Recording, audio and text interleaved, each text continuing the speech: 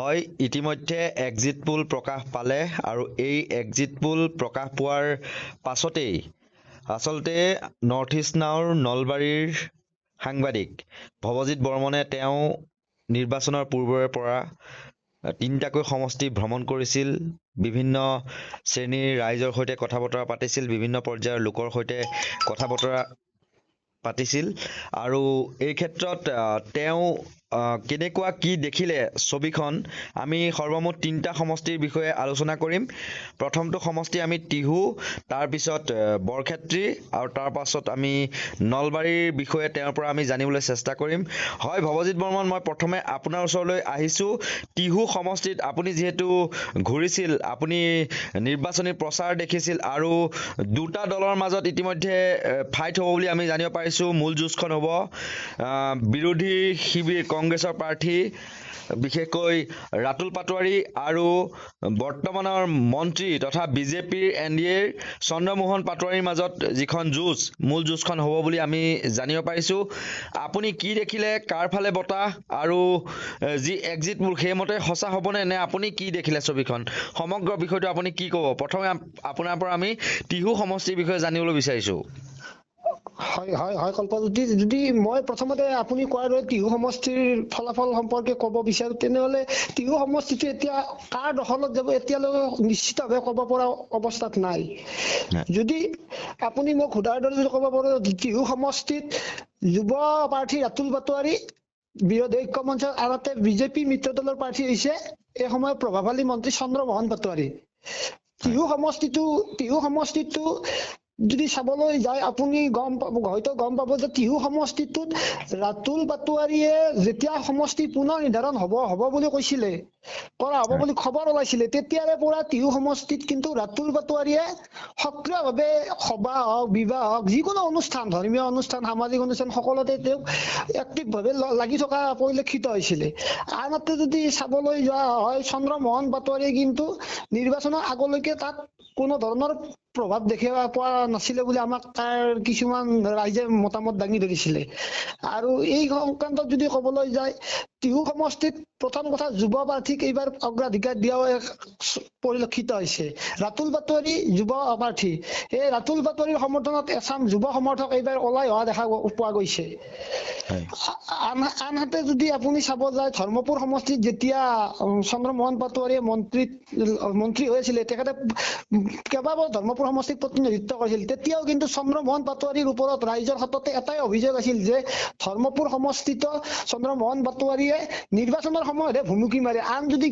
যিকোনো ক্ষেত্ৰত তেওঁৰ ওচৰলৈ যাব লগা হয় বা লগ কৰিব লগা হয়, তেনেহলে কেইজনমান মুষ্টিমেয় মানুহ অৰ্থাৎ দলৰ কেইজনমান মানুহৰ নেতাৰ জৰিয়তে তেওঁক লগ কৰিব পাৰি বা তেওঁ কিছুমান মানুহক কৈ থৈ দিয়ে যে এনেকুৱা তেনেকুৱা কামখিনি সেই লোকসকলে কৰিব। আনহাতে এইবাৰ কিন্তু ৰাতুল পাটোৱাৰীৰ ক্ষেত্ৰত যদি ৰাতুল পাটোৱাৰী বিধায়ক হিচাপে নিৰ্বাচন হয় টিহু সমষ্টিৰ পৰা, তেনেহলে ৰাতুল পাটোৱাৰীক হয়তো প্ৰথমবাৰৰ বাবে সহজতে ৰাইজে লাভ পাব, যাৰ কাৰণে হয়তো এইবাৰ ৰাতুল পাটোৱাৰীৰ প্ৰতি আগ্ৰহী হৈ একাংশই কিন্তু ভোটদান কৰিবলৈ ওলাই অহা বুলি আমি খবৰ পাইছো। আৰু চন্দ্ৰমোহন পাটোৱাৰী আৰু ৰাতুল পাটোৱাৰীৰ মাজত যদি আপুনি চাবলৈ যায়, তুলনামূলকভাৱে দুয়োৰে আপুনি কোৱাৰ দৰে নিশ্চয় যুঁজখন এখন তীব্ৰ প্ৰতিদ্বন্দিতা হ'ব। হয়তো শেষ মুহূৰ্তলৈকে কোন জয়কে কোন হাৰে সেইটো ক'ব পৰা অৱস্থাত নাথাকিব। আৰু যদি কিবা কাৰণত চন্দ্ৰমোহন পাটোৱাৰী যদি জয়লাভ কৰে টিহু সমষ্টিত, তেনেহলে খুব কম সংখ্যাৰ ভোটতহে জয়লাভ কৰিব বুলি মনে কয়। এতিয়ালৈ কিন্তু টিহু সমষ্টিৰ ক্ষেত্ৰত আপুনি কোন জয় হ'ব নিশ্চিতভাৱে যি আপোনাৰ এক্সিট পোলে ঘোষণা কৰিছে, সেনেদৰে কিন্তু নিশ্চিতভাৱে আপুনি তথ্য দিব নোৱাৰে। হয়, নিশ্চয়কৈ আপুনি যিহেতু সেই সমষ্টিটোত ঘূৰিছিল, যিহেতু এটা সবলভাৱে চৰ্চা চলিছে যে জেনজি ভোটাৰ, যিসকল আচলতে নতুনকৈ এবাৰ ভোট দিছে বা যিসকল ধৰি লওক 24-25 বছৰীয়া ভোটাৰ, সেইসকলৰ ভূমিকা কি হ'ব পাৰে সমষ্টিটোত, আৰু জুবিন গাৰ্গৰ মৃত্যু বা ন্যায় প্ৰসংগটো বিৰোধীয়ে স্থান পাব বুলি দাবী কৰিছিল, সেই বিষয়টোও টিহু সমষ্টিত গুৰুত্ব লাভ কৰিব নেকি, কি ভাবে? নিশ্চয় সেইটো কথা এটা হয়, যি ধৰক এতিয়া আগৰ ৰাজনীতি হৈ থকা নাই। এতিয়া যুৱচামে সদায় যুৱ প্ৰাৰ্থীক বিচাৰে সেই ক্ষেত্ৰত আৰু আনহাতে আপুনি কোৱাৰ দৰে যি জুবিন গাৰ্গৰ প্ৰসংগ ন্যায়ৰ প্ৰসংগ জুবিন গাৰ্গৰ ন্যায়ৰ প্ৰসংগটোতো হয়তো এচাম যুৱ আচামে ভোট দিয়া বুলি আমাৰ মনে কয় কিয়নো জুবিন গাৰ্গৰ যি এই ন্যায় প্ৰক্ৰিয়াটোৰ ক্ষেত্ৰত যে যেতিয়া আজিৰ পৰা কিছুদিন আগতে যেতিয়া মুখ্যমন্ত্ৰীগৰাকীয়ে চন্দ্ৰমোহন পাটোৱাৰীৰ সৈতে টিহুলৈ আহিছিলে তাত একাংশ আমি নিজে দেখিছিলো মই হয়তো আপোনাৰ ভিজুৱেল পঠাইছিলো আমাৰ চেনেলতো বাজিছিলে যে সেই সময়ত কিন্তু একাংশ টিহুত একাংশ যুৱ চামে তাত কিন্তু আপোনাৰ প্ৰতিবাদ কৰা পৰিলক্ষিত হৈছিল তেওঁলোক কোনো দলৰ নাছিল তেওঁলোক নিজাববীয়াকৈ ওলাই আহিছিল হয় তেওঁলোক নিজাববীয়াকৈ ওলাই বোলে আমাৰ হাতত খবৰ পৰিছিল যদি পিছত হয়তো কোনোবাই ক'ব খোজে সেইটো কিমান বিচাৰ্য বিষয় নাজানো কোনোবা হয়তো ক'ব বোলে যে এইটো ৰাজনৈতিকভাৱে কিছুমান ষড়যন্ত্ৰ কৰি ওলাই আহিব দিছিলে সেইটো বাৰু বিচাৰ্য বিষয় এইটো আমি নাজানো সেইটো কিন্তু জুবিন গাৰ্গৰ ন্যায় প্ৰসংগটোৱেও কাৰক হিচাপে প্ৰভাৱ পেলাব পাৰে টিহু সমষ্টিত নিশ্চয়কৈ এইবাৰ নিৰ্বাচনত হয়তো আপুনি অকল নলবাৰীতে বুলি নহয় এই বিষয়টো অসমৰ বিভিন্ন আপুনি 126টা সমষ্টিৰ জড়িত বহুকেইটা সমষ্টিতে এই বিষয়টোৱে কিন্তু স্থান পাব বুলি আমাৰ হাতত কিছু তথ্য আহিছে বিভিন্ন ধৰণৰ মন্তব্যৰ ভিত্তিতে আহিছে তথ্যখিনি মই নিজে দিয়া তথ্য নহয় কিন্তু নিশ্চয় হয় মই দ্বিতীয়তে আহিছো আপোনাৰ বৰক্ষেত্ৰী সমষ্টিলৈ যিহেতু প্ৰয়াত ভূমিধৰ বৰ্মন আছিল সেই সমষ্টিটোত তেওঁ সুদীৰ্ঘকালৰ মন্ত্ৰী স্বাস্থ্য মন্ত্ৰীও আছিল আৰু এটা তেওঁৰ পুত্ৰই উত্তৰাধিকাৰী সূত্ৰে সেই সমষ্টিটোৰ পৰা যোৱা বছৰো মানে নিৰ্বাচিত হৈছিল বিধায়ক হিচাপে এই বছৰ আপুনি কি দেখিছে আৰু আমি শুনিবলৈ পাইছো নাৰায়ণ ডেকাই এইবাৰ তেওঁৰ সৈতে তীব্ৰ এটা ফাইট দিয়া বুলি আমি শুনিবলৈ পাইছো আৰু নাৰায়ণ ডেকাই দাবী কৰিছে যে যিদৰে দিগন্ত বৰ্মনে দাবী কৰিছে যে সংখ্যালঘু ভোটাৰ কংগ্ৰেছৰ পক্ষত আহিব কিন্তু নাৰায়ণ ডেকাই এইবাৰ কিন্তু দাবী কৰিছে প্ৰায় 20,000 মুছলমান ভোট তেওঁৰ পক্ষলৈ আহিব বুলি কিন্তু দাবী কৰিছে আৰু তেওঁৰ জয় নিশ্চিত হ'ব বুলি ইতিমধ্যে কিন্তু দাবী কৰিছে নাৰায়ণ ডেকাই আপুনি যিহেতু সেই বৰক্ষেত্ৰী সমষ্টিটো আপুনি অধ্যয়ন কৰিছিল সাংবাদিক হিচাপে আপুনি বিভিন্নজনৰ মতামত সংগ্ৰহ কৰিছিল বা কি দেখিছে ছবিখন বা 4 তাৰিখে ফলাফলটো কি হ'ব পাৰে বা দিগন্ত বৰ্মনৰ দুৰ্গটো তেওঁ অটুট ৰাখিব পাৰিবনে কংগ্ৰেছৰ প্ৰাৰ্থীগৰাকীয়ে সমগ্ৰ বিষয় কি দৰে আপুনি চাইছে অলপ জনাই দিয়ক আমাক হয় আন এটা নলবাৰী জিলাৰ আন এটা সমষ্টি বৰক্ষেত্ৰী সমষ্টিটো এটা আপুনি কোৱাৰ দৰে উল্লেখনীয় সমষ্টি বৰক্ষেত্ৰী সমষ্টি 38 নম্বৰ বৰক্ষেত্ৰী যিটো সমষ্টি এই সমষ্টিটোত আপুনি কোৱাৰ দৰে কেইবাবাৰো অসম চৰকাৰৰ স্বাস্থ্য মন্ত্ৰী শিক্ষামন্ত্ৰী আনকি মুখ্যমন্ত্ৰীৰ দায়িত্ব পৰ্যন্ত লৈছিল ভূমিধৰ বৰ্মনে খুব কম দিনৰ বাবে হলেও লৈছিল কিছুদিনৰ বাবে আৰু সেই ভূমিধৰ বৰ্মনৰ সুযোগ্য সন্তান দিগন্ত বৰ্মন দিগন্ত বৰ্মনেও ইতিমধ্যে 2-3বাৰ তাৰ পৰা নিৰ্বাচন খেলি জয়লাভ কৰা নজিৰ আছে যোৱাবাৰো তেখেত জয়লাভ কৰি 2021ত তেখেত বিধায়ক হিচাপে কাৰ্যনিৰ্বাহ কৰি আছিল এইবাৰো দিগন্ত বৰ্মনৰ লগত প্ৰতিদ্বন্দ্বিতা কৰিছে নাৰায়ণ ডেকা এগৰাকী শক্তিশালী প্ৰাৰ্থী সেইটো কথাও নুই কৰিব নোৱাৰি নাৰায়ণ ডেকাৰ যথেষ্ট সমাগম আছে জনসাধাৰণ আছে কিন্তু থাকিলেও যদি এই ক্ষেত্ৰত চাবলৈ যায় নাৰায়ণ ডেকাই কোৱাৰ দৰে কিন্তু বিজেপিত তেনেকুৱা নহব যেন লাগে মোৰ দৃষ্টিত মই যিটো ঘূৰিছো বা দেখিছো কাৰণটো হৈছে কি বিজেপিত এটা চিপ্ৰাং মৰা ৰাজনীতি আৰম্ভ হোৱা যেন লাগে কাৰণ আজি কিছুদিন আগতে নিজে মই গম পাইছো যে মই নিজে পাইছো যে কিছুমান অডিঅ' কল ভাইৰেল হৈছে দলৰ মাজতে সেই অডিঅ' কলটো কিন্তু আপুনি যদি চাব যায় সেই অডিঅ' কলত যিখিনি ভইচ আছে বা যিখিনি মানুহৰ নাম আছে সেই নামখিনি কিন্তু সংখ্যালঘু মানুহৰে নাম আছে সমষ্টিটোত সংখ্যালঘু ভোটাৰে বিশেষ তাৎপৰ্য বহন কৰিছিল নেকি তেওঁলোকৰ ভোটে বহুখিনি নিৰ্ণায়ক ভূমিকা ল'ব নেকি সংখ্যালঘু ভোটাৰে বৰক্ষেত্ৰী সমষ্টিত কি ক'ব সংখ্যালঘু ভোটাৰ আছে সংখ্যালঘু ভোটাৰ কিছুমান যথেষ্ট আছিলে থকা কাৰণে এইবাৰ হয়তো ইয়াৰে সমষ্টি পুনৰ নিৰ্ধাৰণ কৰি আধা সংখ্যালঘু ভোটাৰ টিহু সমষ্টি আধা নলবাৰী সমষ্টিলৈকে কৰ্তন কৰি দিয়া হ'ল কিন্তু এতিয়া যিখিনি আছে সেইখিনিৰো গোটেইখিনি মানুহ যে সংখ্যালঘু ভোটাৰ যে বিজেপিক ভোট দিব সেনেকুৱা নহয় যেন মোৰ দৃষ্টিত লাগে বা মই জানো হয়তো কিছুমান মানুহে ক'বলৈ অলপ অসুবিধা হৈছে যদিও কিছুমান মানুহে মই নিজে যেতিয়া বাইক ল'বলৈ গৈছিলো কাটলাবাৰী বুলি এটুকুৰা ঠাই আছে তাত মোৰ কেমেৰাৰ সন্মুখত মানুহে নকয় কিন্তু মোক পিছত কৈছিলে কি যে ভোটটো একচুৱেলি কংগ্ৰেছ বা বিৰোধীকে দিয়া হ'ব কিন্তু আমি কেমেৰাৰ আগত নকওঁ হয় মানে সেনেকুৱা কেমেৰা ধৰণৰ আগত কথা হৈছিল। ভয় খাই নেকি তেওঁলোকে যে আঁচনি কৰ্তন কৰি দিব বিজেপিয়ে সেই তেনেকুৱা ধৰণৰ ভয় খাই আছিল নেকি তেওঁলোকে কি ক'ব হ'ব পাৰে হয় সেইটো হ'ব পাৰে ধৰক কিছুমানে আঁচনি পাই আছে কিছুমানে কিবা পাইছে সেইটো আৰু সেনেকুৱা হ'ব পাৰে আপুনি সোধাৰ দৰে হয় কিন্তু আপুনি যিহেতু কথা পাতিছিল বৰক্ষেত্ৰী সমষ্টিত আপুনি পজিটিভ দিশটো কাৰ ফালে বেছিকৈ দেখা পালে বা ভোটাৰ ৰাইজে কি ক'লে আপোনাক কি ক'ব পুনৰ এতিয়া এবাৰ হাঁহি মই মাৰিব নে দিগন্ত বৰ্মনে বৰক্ষেত্ৰী সমষ্টিত মোৰ দৃষ্টিত দিগন্ত বৰ্মনে পুনৰ হাঁহি মাৰাৰ সম্পূৰ্ণ চান্স আছে হয় আৰু যিহেতু আপুনি অডিঅ' কলটোৰ কথা কৈছিল আমিও অডিঅ' কলটোৰ শুনিলোঁ আমি তাত কিন্তু হিন্দু ভোটাৰৰ প্ৰসংগ এটা ওলাইছিল কিন্তু জুবিনৰ ন্যায়ৰ কথা তেতিয়াই উল্লেখ কৰিছিল এজন সংখ্যালঘু বিজেপি নেতাই এই ক্ষেত্ৰত কি ক'ব আপুনি সেই সমষ্টিটো জুবিনৰ ন্যায় প্ৰসংগটোৱে কাৰক ক্ৰিয়া কৰিছে নেকি কিয় প্ৰাধান্য পোৱা বুলি সেই যিটো অডিঅ' কল ভাইৰেল হৈছিলে সেই কলটোতে ওলাইছে আৰু আপুনি যিখন ধৰক বৰভাগ অঞ্চলতো নাৰায়ণ ডেকাই কৈ দিগন্ত বৰ্মনে ভোট লিড পাব বুলি অনুমান হয় আৰু হয় এতিয়া মই একেবাৰে শেষত আপোনাৰ নলবাৰী সমষ্টিত তাত এগৰাকী মন্ত্ৰী আছে বৰ্তমানৰ মন্ত্ৰী জয়ন্ত মল্ল বৰুৱা বহু হেভিৱেইট প্ৰাৰ্থী আৰু বিপৰীতে প্ৰাক্তন বিজেপি বিধায়ক অশোক শৰ্মা আৰু তেওঁ কংগ্ৰেছৰ বা বিৰোধী শিবিৰৰ হৈ পেলাই প্ৰতিদ্বন্দ্বিতা আগবঢ়াইছে বিভিন্ন চৰ্চা চলিছে চিপৰাং ৰাজনীতিৰ কথাও আহিছে নলবাৰী সমষ্টিটো আৰু বহুতে কৈছে যে এনেকুৱা ধৰণৰ কথা ওলাইছে সামাজিক মাধ্যমত কিছুমান পোষ্ট পাইছো বহু বিজেপি নেতাই টকা লৈ পেলাই কংগ্ৰেছৰ প্ৰাৰ্থী অশোক শৰ্মাক মানে সহায় কৰা বুলি বহুতে ক'বলৈ বিচাৰিছে আৰু আমি যি এক ৰেলী গৌৰৱ গগৈ উপস্থিতিত আমি দেখা পাইছিলোঁ নিৰ্বাচনৰ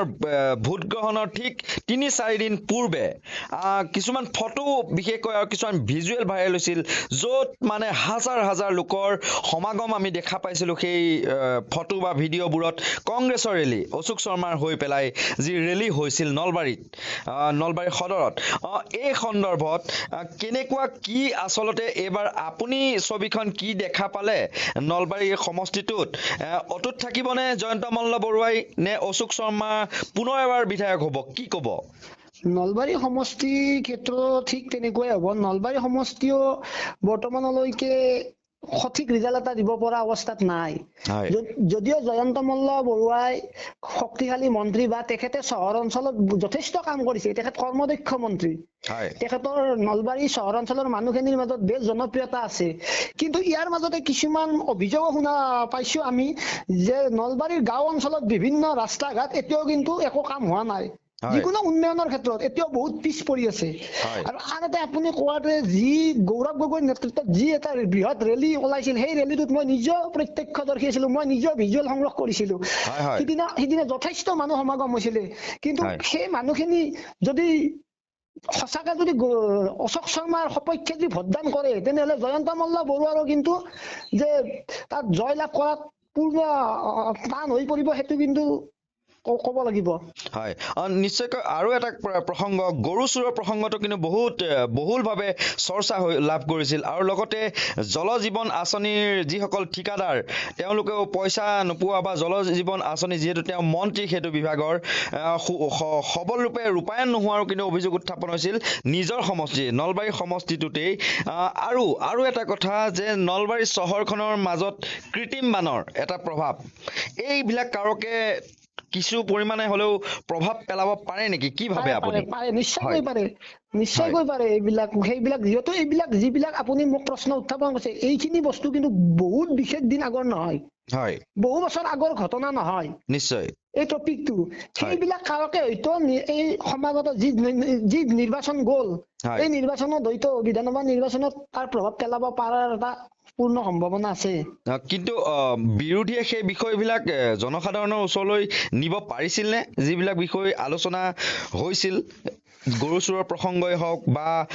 জল জীৱন মিছনৰ প্ৰসংগই হওক সেই তাৰমানে কোন ধৰণৰ মানে হৰ ঘৰ জল হৰ ঘৰ নল সেই তেনেকুৱা কোৱা হৈছিল যদিও পানী পোৱা নাছিল এইবিলাক প্ৰসংগ বিৰোধীয়ে জনসাধাৰণৰ মাজলৈ নিব পাৰিছিল নে আপুনি কি ভাবে বিৰোধী কিছু নিয়াৰ চেষ্টা কৰিছিল, কিন্তু বিৰোধীৰ যদি ক্ষেত্ৰত ক'বলৈ যায় হয়। বৰ্তমান অসমত বিৰোধী দলৰ ভূমিকা একেবাৰে নগণ্য আছিলে, হয় হয় যাৰ কাৰণে ধৰক বিৰোধী দলে কিছুমান আঙুলিয়াবলৈ যথেষ্ট অসুবিধাৰ সৃষ্টি হয়। হয় সেইকাৰণে হয়তো গোটেইখিনি সফল হ'ব নোৱাৰিলে, কিছু কিছু তেখেতসকলে দেখুৱাইছিলে। হয় আৰু নলবাৰীত ধৰক কংগ্ৰেছ বুলি ক'বলৈ গ'লে জয়ন্ত বৰুৱাৰ বিজেপিৰ তুলনাত অশোক শৰ্মাৰ কংগ্ৰেছ দলত কিন্তু গণভিত্তি অলপ কম, তেখেতৰ অলপ হয় দুৰ্বল। মানে আপুনি যিটো পালে, মানে মই যদি কওঁ নলবাৰীত মানে 70% বা 65% সম্ভাৱনা আছে জয়ন্ত মল্ল বৰুৱাৰ জয়ী হোৱাৰ। বৰুৱা আপুনি কোৱাৰ দৰে জয়ন্ত মল্ল বৰুৱা জয়ী ওলাই যোৱাৰ চান্স বেছি আছে, হয় সম্ভাৱনা বেছি আছে। হয় হয় হয় কিন্তু ডাইৰেক্টলি ক'ব নোৱাৰে আজি তাৰিখত যে জয়ন্ত মল্ল জয় হ'ব, কিন্তু জয়ন্ত মল্ল বৰুৱা জয় কিছু হোৱাৰ চান্স আছে। প্ৰত্যাহ্বানৰ সৃষ্টি কৰিলে অশোক শৰ্মাই, সেই বুলি ক'ব পাৰি নেকি? কিছু প্ৰত্যাহ্বানৰ সৃষ্টি কৰিলে নেকি অশোক শৰ্মাই? যদি গৌৰৱ গগৈ যিখন মিটিঙত আহিছিলে, যিটো ৰেলীত আহিছিলে, বা তাৰ পিছত প্ৰচাৰ কাৰ্যত ধৰক যেতিয়া আপোনাৰ কি আমি দেখিছিলো অশোক শৰ্মাই ঘৰে ঘৰে গৈ যিটো প্ৰচাৰ কৰিছিলে, যদি সেনেকুৱা ধৰণে যদি হয় তেনেহলে প্ৰত্যাহ্বানৰ সৃষ্টি অলপ হলেও হৈছে, কিছু হলেও। নিশ্চয়কৈ আপোনাক আমি ধন্যবাদ জ্ঞাপন কৰিছো, ইমানখিনি বহুমূলীয়া সময় আপুনি দিলে আমাক আৰু সবিশেষ জনালে। তিনিটাকৈ সমষ্টি আমি আপোনাক ক'লো যে টিহু, বৰক্ষেত্ৰী আৰু নলবাৰী সমষ্টি, আৰু নলবাৰী সমষ্টিৰ কথা ক'লে কিন্তু পুনৰ এবাৰ তাৰ পৰা বিধায়ক হোৱাৰ সম্ভাৱনা আছে, সেয়া 65% পৰা 70% আছে জয়ন্ত মল্ল বৰুৱা। কিন্তু এই ক্ষেত্ৰত প্ৰত্যাহ্বানৰ সৃষ্টি কৰিছিল অশোক শৰ্মাই, আৰু তেওঁ ঘৰে ঘৰে যি প্ৰচাৰ সভা আমি দেখিবলৈ পাইছোঁ, প্ৰচাৰ কাৰ্য চলোৱা আমি দেখিবলৈ পাইছোঁ, বা বুথ পৰ্যায়ত প্ৰচাৰ সভা আমি দেখিবলৈ পাইছিলোঁ, আৰু লগতে যি এক বৃহৎ ৰেলী হৈছিল গৌৰৱ গগৈ উপস্থিত, সেই ৰেলীয়েও হয়তো প্ৰভাৱ পেলাব পাৰে, আমি দৰ্শক ৰাইজৰ প্ৰতি জনাইছোঁ। আৰু ঠিক সেইদৰে টিহু সমষ্টিলৈ যদি আমি যাওঁ, টিহু সমষ্টিত ধৰ্মপুৰৰ পূৰ্বৰ বিধায়ক তথা মন্ত্ৰী চন্দ্ৰমোহন পাটোৱাৰীয়ে কিন্তু যি প্ৰভাৱ পূৰ্বৰে পৰা বিস্তাৰ কৰিব লাগিছিল, সেই প্ৰভাৱ কিন্তু বিস্তাৰ কৰিবলৈ পৰা নাছিল, যদিও তেওঁ মন্ত্ৰী হিচাপত বা NDA প্ৰাৰ্থী হিচাপত কিছু পৰিমাণে ভোট লাভ কৰি জয়ী হোৱাৰ সম্ভাৱনা আছে, যদিও কিন্তু বৃহৎ প্ৰত্যাহ্বানৰ সৃষ্টি কৰিছে ৰাতুল পাটোৱাৰীয়ে। যিহেতু আপোনালোকৰ আগত উল্লেখ কৰিলে ভৱজিৎ বৰ্মনে যে যোৱা 5 বছৰ ধৰি যেতিয়াৰ পৰা সমষ্টি পুনৰ নিৰ্ধাৰণৰ প্ৰক্ৰিয়াটোৰ চৰ্চা চলি আছিল, হোৱা নাছিল, হৈ নুঠাৰ আগৰে পৰা মানে ব্যক্তিগতভাৱে হ'লেও বিয়া বা বিভিন্ন সকাম বা ব্যক্তিগত অনুষ্ঠান বা ৰাজহুৱা অনুষ্ঠানসমূহত অংশগ্ৰহণ কৰিছিল ৰাতুল পাটোৱাৰী, আৰু সেই হিচাপত তেওঁ কিন্তু বুথ পৰ্যায়ৰ যিসমূহ ভোট সেয়া একত্ৰিত কৰিবলৈ সক্ষম হোৱা বুলি কিন্তু একাংশই দাবী কৰে। আৰু লগতে যি জেনজি ভোটৰ কথা কোৱা হয় বা যুৱ প্ৰজন্মৰ, যিহেতু যুৱ প্ৰাৰ্থী, যুৱকসকল ৰাজনীতিলৈ অহাটো যুৱ সমাজে বিচাৰে, নতুন চিন্তাধাৰাৰ জৰিয়তে নৱপ্ৰজন্ম ওলাই আহক যাতে, সেই কথা যিহেতু যুৱ প্ৰজন্মই বিচাৰে, সেই ফালৰ পৰা যদি আমি চাওঁ, সেই হিচাপত কিন্তু ৰাতুল পাটোৱাৰীয়ে কিছু যুৱ সমৰ্থন পাব পাৰে। আৰু এই ক্ষেত্ৰত বৰক্ষেত্ৰীৰ কথাও উল্লেখ কৰিলে, আৰু যিহেতু বৰক্ষেত্ৰীত নাৰায়ণ ডেকাই বিভিন্ন সময়ত বিভিন্ন দাবী কৰিছে, যদিও বৰক্ষেত্ৰী সমষ্টিত মানে ভূমিধৰ বৰ্মনৰ দিনৰ পৰাই কংগ্ৰেছৰ এটা বিশাল ভোট বেংক আছে, আৰু সেই ভোট বেংকৰ জৰিয়তে সমষ্টি পুনৰ নিৰ্ধাৰণ হ'লেও কিন্তু শেষ পৰ্যায়ত দিগন্ত বৰ্মনে সেই হাঁহি মাৰিব পাৰে বুলি একাংশই ক'বলৈ বিচাৰিছে। আৰু সেই কথাই যি সমীক্ষা চলাইছিল আমাৰ সাংবাদিক